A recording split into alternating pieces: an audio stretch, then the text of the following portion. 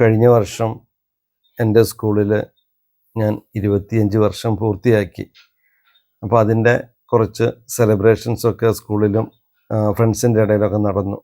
ഈ കഴിഞ്ഞ ദിവസം എനിക്കൊരു ഫ്രണ്ട് എന്നെ വിളിച്ചിട്ട് പറഞ്ഞു, ജോഷി, ഞങ്ങൾ കുറച്ച് പേര് കൂടി നിനക്കൊരു ഗിഫ്റ്റ് തരാൻ തീരുമാനിച്ചിരുന്നു. പക്ഷെ കൂടെയുള്ള ഒരാൾ അതിന് സമ്മതിച്ചില്ല. അത് വേണ്ട എന്ന് പറഞ്ഞിട്ട് ഞങ്ങൾ പിരിച്ച പൈസയൊക്കെ തിരിച്ചു കൊടുക്കേണ്ട വന്നു.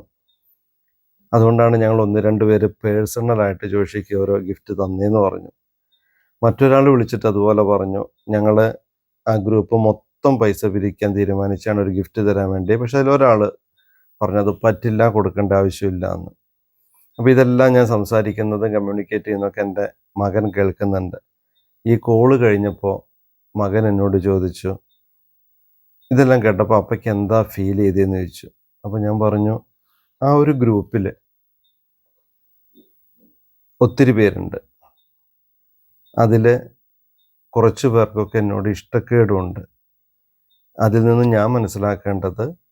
ഞാൻ മനസ്സിലാക്കുന്നത് ഞാൻ കുറച്ചുകൂടെ പൊളൈറ്റ് ആവണം, ഞാൻ കുറച്ചുകൂടെ ആക്റ്റീവ് ആവണം, ഞാൻ കുറച്ചുകൂടെ മനുഷ്യത്വമുള്ള വ്യക്തിയാവണം, കുറച്ചുകൂടെ നന്നാവാനുണ്ട്. അപ്പോൾ തടയപ്പെട്ട ആ ഗിഫ്റ്റിൽ നിന്നും ബി പോസിറ്റീവ് എന്ന മെസ്സേജ് തരാനാണ് ഞാൻ ആഗ്രഹിക്കുന്നത്. ഞാൻ കുറച്ചുകൂടെ പോസിറ്റീവ് ആവാനുണ്ട്. Be happy.